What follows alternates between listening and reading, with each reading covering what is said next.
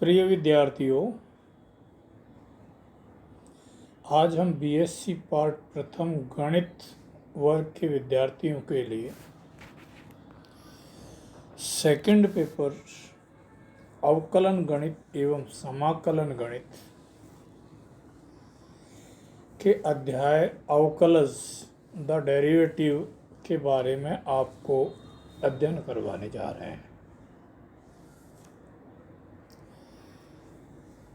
विद्यार्थियों, अवकलन के बारे में अपन ने पूर्व कक्षाओं में अध्ययन किया हुआ है। dy/dx आप इसे भली भांति जानते हैं।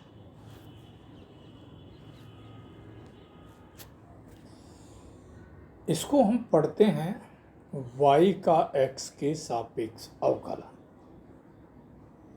ये इसका गणितीय स्वरूप है। अवकलन को अपन y का x के सापेक्ष परिवर्तन कह सकते हैं। ये y और x यहाँ पर दो चर के रूप में काम करते हैं। जो पूर्व आपने अध्ययन किया था, उस अध्ययन से के अगले स्टेप पर अब अपन फर्स्ट ईयर में अध्ययन करेंगे। सर्वप्रथम मैं आपके लिए इसका परिचय देना चाहता हूं। कोई एक मानी तथा वास्तविक चर के वास्तविक फलन अवकलनीय कहलाते हैं।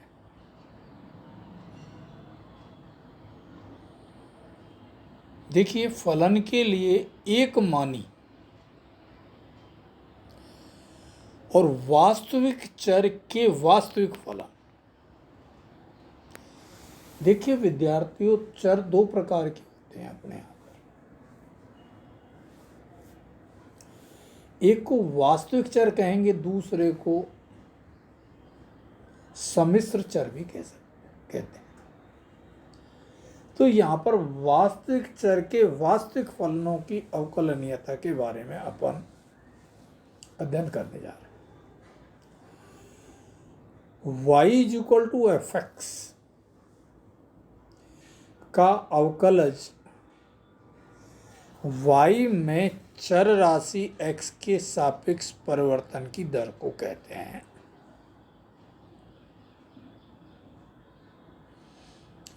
फलन का किसी भी बिंदु पर अवकलज,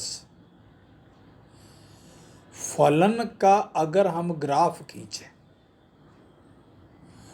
और उस बिंदु पर स्पर्श रेखा खींच के ये देखें कि उसमें कितना ढलान है, वो उसका ज्यामितीय अवकलज कहलाता है, ज्यामितीय स्वरूप कहलाता है। तो ये अवकलज का सामान्य परिचय या परिभाषा है।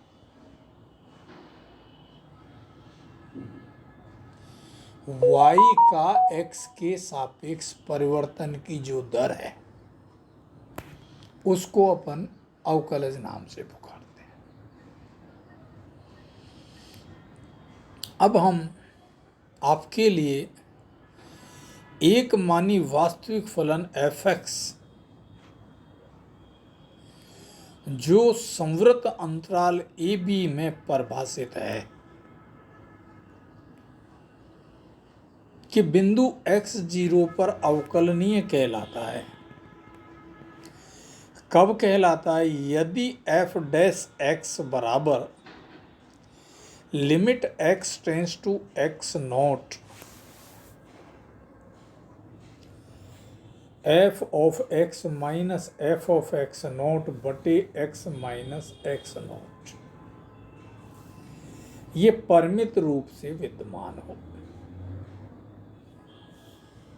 अगर विद्यार्थियों अपन x के स्थान पर x0 प्लस h रखें, और ये h होता है, ये बहुत न्यून होता है, लेकिन ग्रेटर देन 0 होता है, धनात्मक होता है। तो ऐसी स्थिति में अपने पास में एफ डैश एक्स नोट बराबर limit h tends to 0 F of X naught plus h minus F of X naught बटे h, जहाँ h न्यून है लेकिन धनात्मक है, ये परिमित रूप से विद्यमान होना चाहिए। तो ये अवकलज की एक बिंदु पर किसी अंतराल में परिभाषा है। अब किसी फलन का अवकलन कब संभव होता है? आपसे कोई फलन दे दिया sin x, आपसे कहा इसका अवकलन कीजिए। अब बड़े सरलता से sin x का अवकलन cos x होता है, बोल देते हैं। लेकिन कभी आपने ये सोचा कि ये अवकलन कब संभव होता है और कब संभव नहीं होता?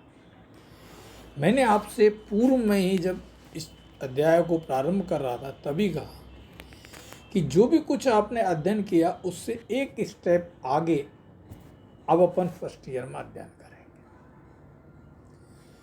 तो विद्यार्थियों, यहाँ पर अवकलज के दक्षिण पक्ष, अच्छा अर्थात दायां अवकलज, वाम पक्ष बायां अवकलज को आपको बतलाएंगे। लेकिन इससे पूर्व मैं आपके लिए दायां और बायां अवकलज को अध्ययन करवाने से पूर्व बाईं सीमा और दाईं सीमा को आपसे रिकॉल करवाना चाहता हूं। जिस प्रकार अपन फलन की दाईं सीमा और बाईं सीमा निकालते थे और अगर दोनों सीमाओं के मान बराबर आते थे तो हम कहते थे कि फलन की सीमा का अस्तित्व है, और बराबर नहीं आते थे तो हम कहते थे फलन की सीमा का अस्तित्व नहीं है। यहां पर विद्यार्थियों उस परिभाषा से हमको काफी कुछ मदद मिलेगी। हमको वास्तविक चर फलन जो f(x) है उसको अंतराल ab में बिंदु x0 पर अवकलनीय कहना है। इसके लिए फलन का दायां अवकलज अर्थात r(f)(x0) तथा बायां अवकलज अर्थात l(f)(x0) दोनों परिमित रूप से विद्यमान होने चाहिए। अब वाम अवकलज क्या होता है और दक्षिण अवकलज क्या होता है वो हमने यहाँ पर आपके लिए स्पष्ट कर रखा है। अब स्लाइड पर अपने आप को केंद्रित करें। आर का मतलब राइट, जिसका हिंदी दक्षिण होता है, दायां होता है। r(f)(x0) बराबर limit x tends to x0 plus F of X minus F of X naught बटे x माइनस एक्स नोट। इसके अंदर अगर हम x बराबर x नोट प्लस h रखें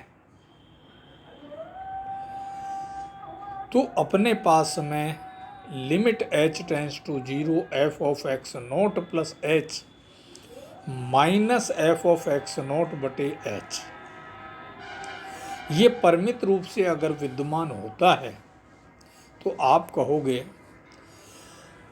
फलन f(x) का बिंदु x0 पर अंतराल ab में दक्षिण अवकलज विद्यमान है। और यदि x बराबर अपन x नोट माइनस h रखते हैं और ये भी परिमित रूप से विद्यमान होता है तो आप कहोगे फलन f(x) का अंतराल ab में बिंदु x0 पर वाम अवकलज विद्यमान है। और यदि दक्षिण अवकलज और वाम अवकलज बराबर होते हैं, उस दक्षिण अवकलज को विद्यार्थियों हम F dash x not plus तथा वाम अवकलज को F dash x not minus से व्यक्त करते हैं। अगर ये दोनों परिमित रूप से विद्यमान होते हैं और समान होते हैं तो फलन बिंदु x0 पर उस अंतराल में अवकलनीय कहलाएगा। ये अवकलज की अवकलन की प्रायोगिक परिभाषा है। जब हमारे लिए कोई भी फलन f(x) दिया हुआ होगा तो उसको हमसे वो कहेगा, जैसे एक एग्जाम्पल हमने आगे यहाँ पर ले भी रखा है, उसमें हम आपको और भी स्पष्ट करेंगे। इसके आगे हम आपके लिए अंतराल में फलन की अवकलनीयता के बारे में अध्ययन करवाएंगे। विद्यार्थियों, अपने पास में एक विवृत अंतराल होता है जिसे हम इस तरीके से व्यक्त करते हैं, और एक संवृत अंतराल होता है जिसे अपन इस तरीके से व्यक्त करते हैं। यहाँ पर विद्यार्थियों x जो है ये a से बड़ा और b से छोटा होता है,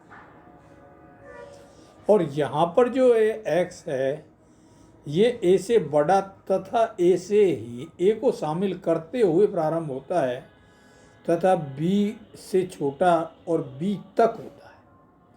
ये विवृत अंतराल और संवृत अंतराल में अंतर होता है।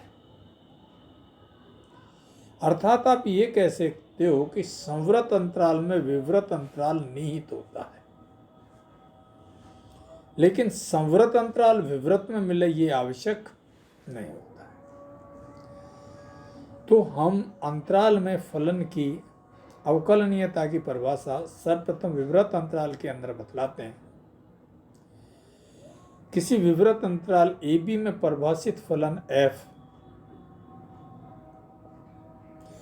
इसमें अवकलनीय होगा यदि f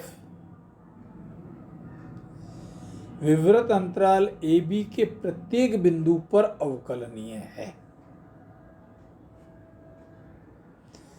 अर्थात for all x not belongs to AB विवृत f डैश x नॉट बराबर limit x tends to x naught f of x minus f of x naught बटे x minus x naught for all x naught belongs to AB विद्यमान। तो ये विवृत अंतराल के अंदर उस फलन की परिभाषा है जो विवृत अंतराल में परिभाषित है। इसी तरीके से संवृत अंतराल के अंदर इसकी परिभाषा हम आपको बतलाते हैं। संवृत अंतराल AB में परिभाषित फलन f इसमें अवकलनीय होगा यदि f(x) for all x not belongs to AB विद्यमान हो।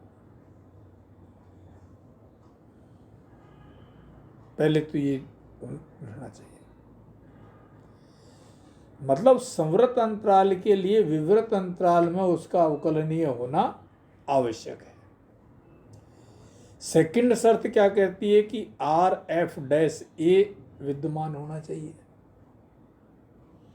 अर्थात जो संवृत अंतराल जहां से प्रारंभ हो रहा है वहां पर दक्षिण अवकलनीय होना चाहिए, और जहां पर संवृत अंतराल समाप्त हो रहा है LF'(B) भी विद्यमान होना चाहिए।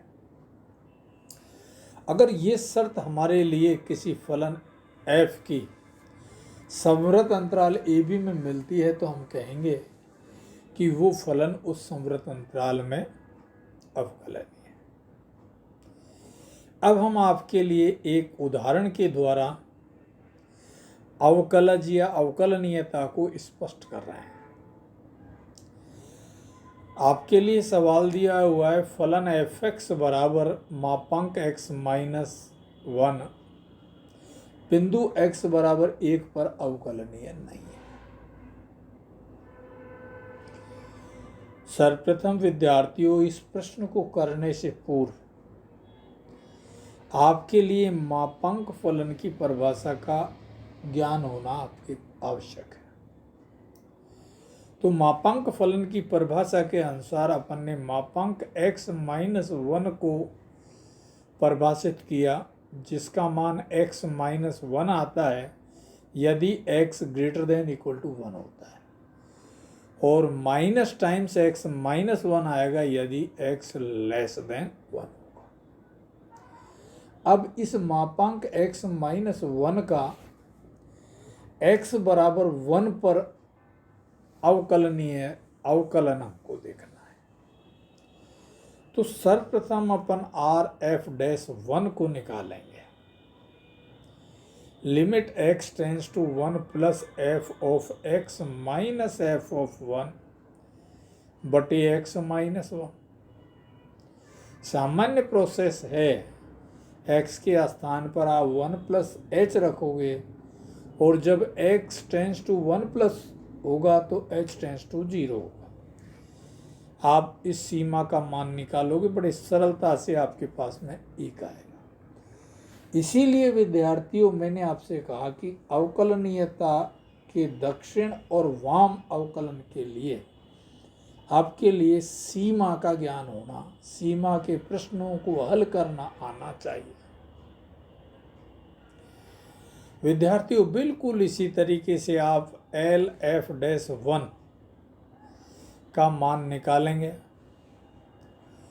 और वो मान निकाल के देखेंगे तो आपके पास में -1 आ जाएगा। आप देखेंगे कि Rf'1 not equal to Lf'1 है। अतः हम कह सकते हैं कि फलन का दक्षिण अवकलन वाम अवकलन के बराबर नहीं है, अतः फलन x बराबर 1 पर अवकलनीय नहीं। तो इस तरीके से इस प्रकार के प्रश्न हमको यहाँ पर हल करने के लिए मिलेंगे। आपके लिए f(x) का मान sin x भी हो सकता है, आपके लिए f(x) का मान x² भी हो सकता है। आप कतई टेंशन नहीं लें, आपको लिमिट सीमा के प्रश्न हल कैसे होते हैं वो करना आना चाहिए। परिमित अवकलज के लिए आवश्यक शर्त, यदि फलन f किसी बिंदु C पर अवकलनीय है तो इस बिंदु पर सतत होगा, परंतु इसका विलोम सत्य होना आवश्यक नहीं होता। इस प्रमेय को हम दूसरे रूप में आपसे ये भी कह सकते हैं कि प्रत्येक अवकलनीय फलन सतत होता है, लेकिन सतत फलन अवकलनीय हो यह आवश्यक नहीं है।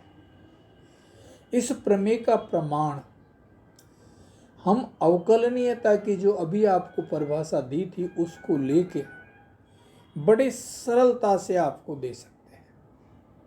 पुस्तक में आपके लिए उपलब्ध है, आप इसको देख सकते हैं।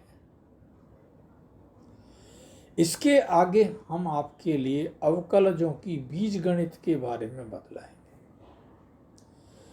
अर्थात दो अवकलनों को जब जोड़ा जाता है, दो अवकलनों को जब घटाया जाता है, दो अवकलनों को जब गुणा किया जाता है तो उनकी क्या बीजगणित होती है। ये सब पूर्व में हमने आपको बतलाए हुए हैं। तो वो ही प्रक्रिया यहाँ पर आपको दर्शाई हुई है। इसके प्रमाण आप पुस्तक में बड़े सरलता से देख सकते हो, सामान्य है। इसके आगे एक चीज और भी हम आपको बतलाएं, जैसे हमने आपके लिए एक सवाल दिया कि विद्यार्थियों साइन ऑफ e की पावर x स्क्वायर का अवकलन कीजिए। आप विद्यार्थियों इसका अवकलन बड़ी सरलता से कर दोगे।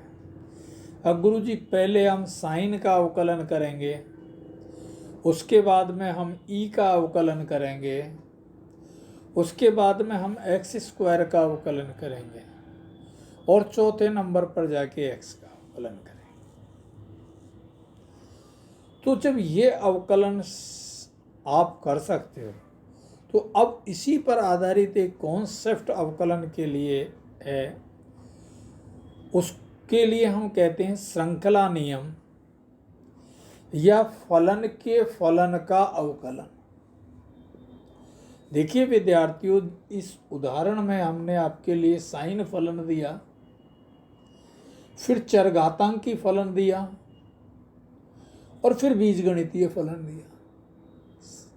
साइन आपका त्रिकोणमितीय फलन, उसके आगे ई जो है ये चरघातांकी फलन है, तो फलन का फलन आ गया, और फिर उस ई में एक्स जो है ये बीजगणितीय फलन हो गया। इसीलिए इसकी एक श्रृंखला सी बन जाती है। इसको श्रृंखला नियम के रूप में भी हम जानते हैं। यदि दो फलन f तथा g इस प्रकार है कि f का परिसर g के प्रांत में अंतर्विष्ट है,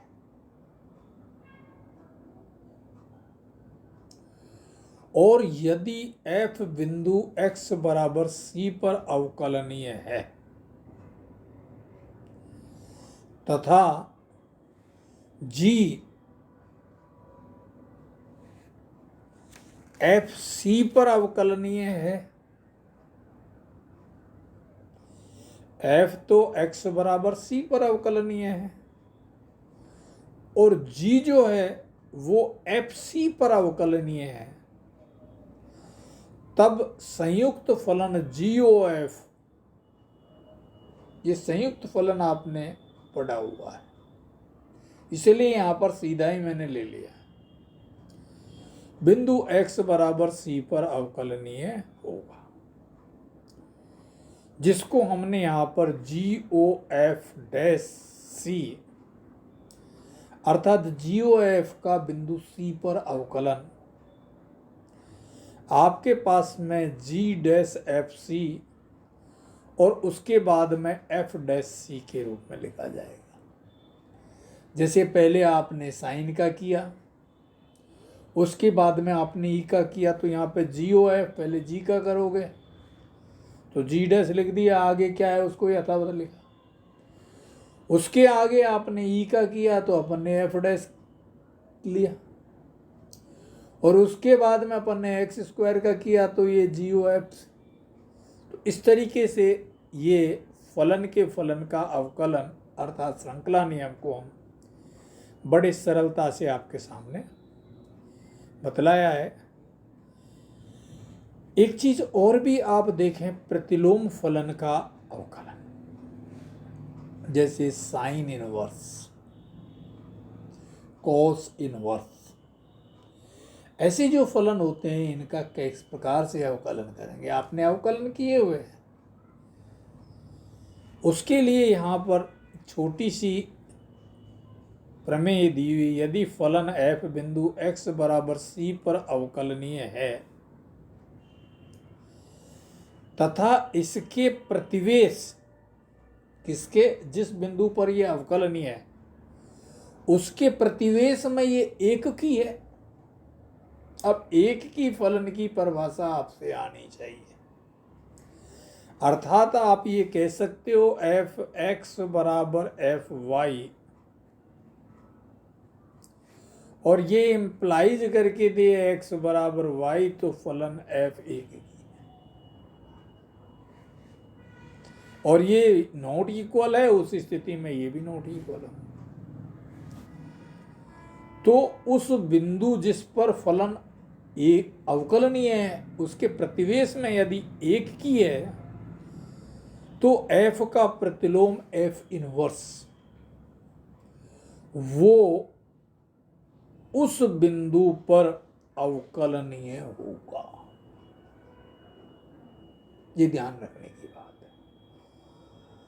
तथा उसे अपन इस तरीके से लिखेंगे f इनवर्स डैश FC बराबर 1/f डैश सी, जहां f dash C not equal to 0। तो ये कुछ सैद्धांतिक पक्ष अवकलनीयता के मैंने आपसे डिस्कस किए हैं। इनको विद्यार्थियों आप याद रखने की कोशिश करना। एक प्रायोगिक उदाहरण भी मैंने आपके सामने किया, इसके कुछ प्रायोगिक पक्ष और अपन डिस्कस करेंगे। आज का अध्ययन यही विराम देते हैं। धन्यवाद।